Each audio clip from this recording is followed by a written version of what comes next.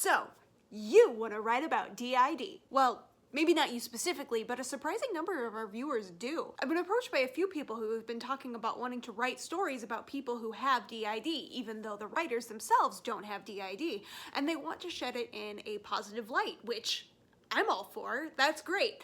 So what I've done is compile together a list of 5 things that I think are important to include in a fictional representation of a character who has D.I.D. Let's get started, shall we?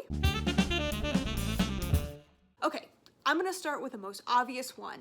A person with D.I.D. is not inherently a person who is controlled by the worst part of themselves. I don't even just mean don't make us murderers, don't make us terrible family members, don't make us awful romantic partners, don't make us secretly abusive. It's everywhere. Even in representations that are supposed to be positive, I'm looking at you, United States of Terra, it seems that it always comes around to D.I.D. is gonna ruin your life and make everyone around you terrified. Let's get a different public image, shall we? So examples like, obviously, Split, Sybil, United States of Terra, Two-Face from Batman, Fight Club. All of these are examples of people who are normal people and then suddenly have their lives destroyed by their evil alters. I've discussed in an earlier video that yes, there can be alters who are scary and who are aggressive. Usually that's directed inward toward the host or towards other alters, but occasionally it's pushed outward.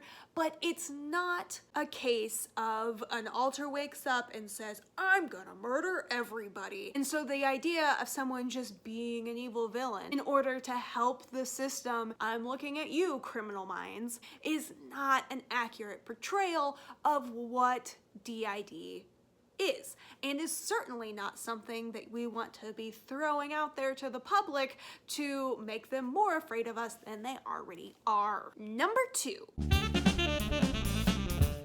Absolutely nothing, and I mean nothing, is random about a D.I.D. system. D.I.D. systems are extremely diverse. As I've addressed many times, alters can be any race, gender, species. They can even be inanimate or robotic, but it's never just because. My alter Jonathan presents as a Pacific Islander. Now, Jonathan's a little bit special because he's not locked into that. He, as well as Jacob, are able to shift their appearances at will, but he has taken on that because at the time he thought it was safe for my headmates to start showing themselves to me. One of the things that gave me more comfort than anything else was the movie Moana. This is why our headspace home is an island, and this is why he has taken on the appearance of a Pacific Islander. If an alter is going to be a different race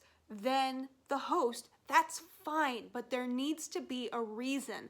Maybe there was someone of a different race who was a caretaker for them. Maybe the abuser was super racist, and a child's mind would think, oh, if my abuser, who is terrible, hates this group of people, then maybe this group of people is actually really safe.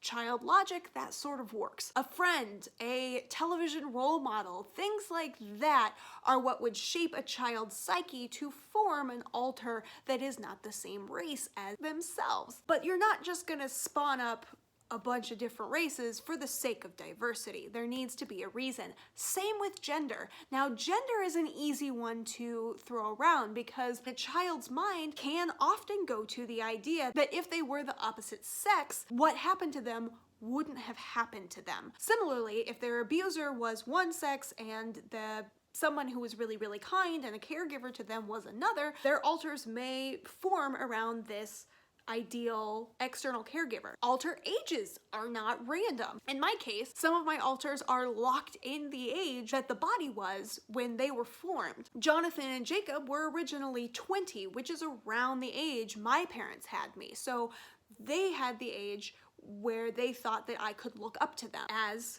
caregivers. And when I started to approach the age 20, they shot up to 40 so that they could continue having that I'm older than you, I can take care of you vibe. Even details down to where houses are in the headspace and how they're arranged. all have specific purposes. So any detail that you're going to add to a system, to an inner world, to an alter's personality needs to have a reason. Does this mean you're going to have to put a lot more time into thinking up your character? Yeah, absolutely. If you're going to tackle something as big as D.I.D, then time better be something you're willing to put in. And speaking of time,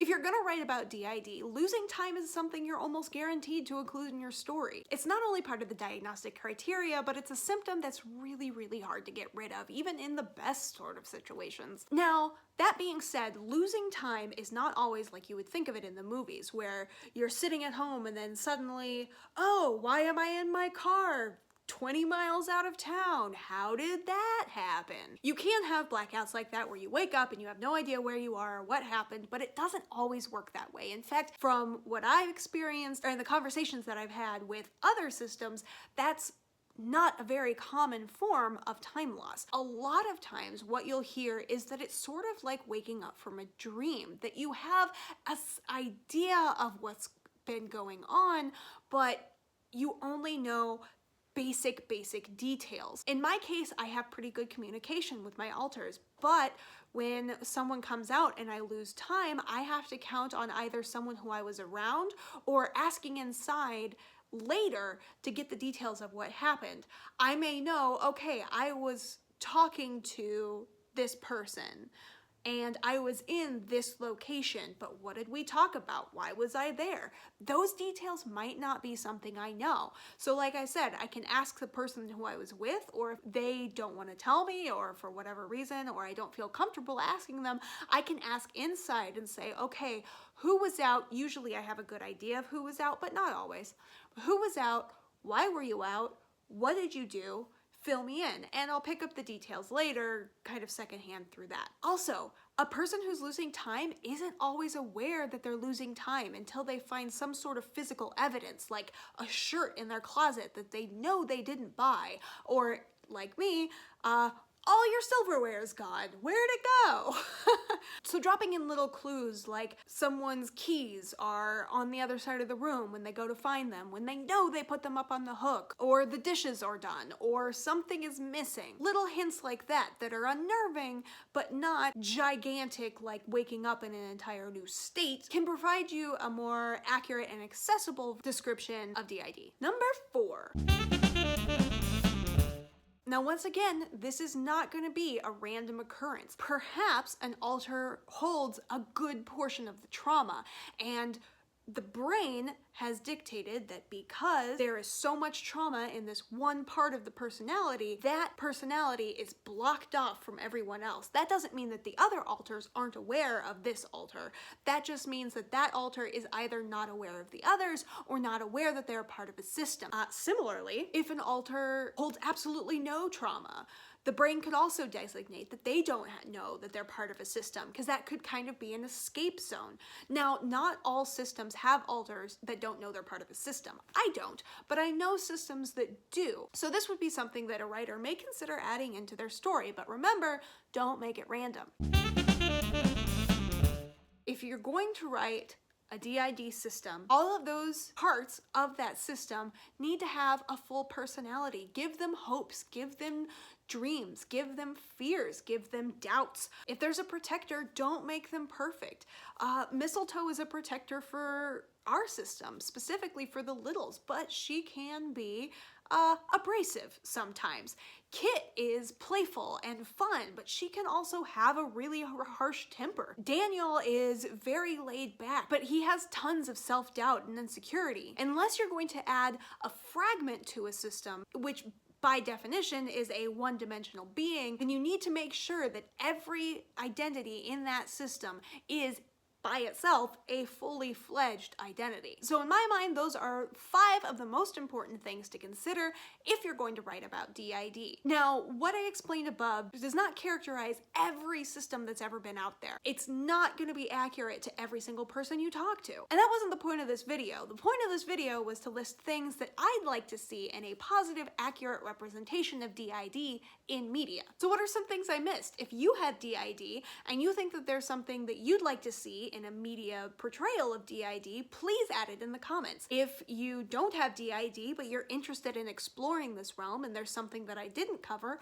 also please put it in the comments. I have no problem doing a part 2. So to all you creative minds out there, let's go get them together. Let's break stigma and show the world that D.I.D is not as scary as they seem to think it is. And to everyone watching, please subscribe. We have new videos every Monday and a couple few others sprinkled in when we have the time. Thanks for watching.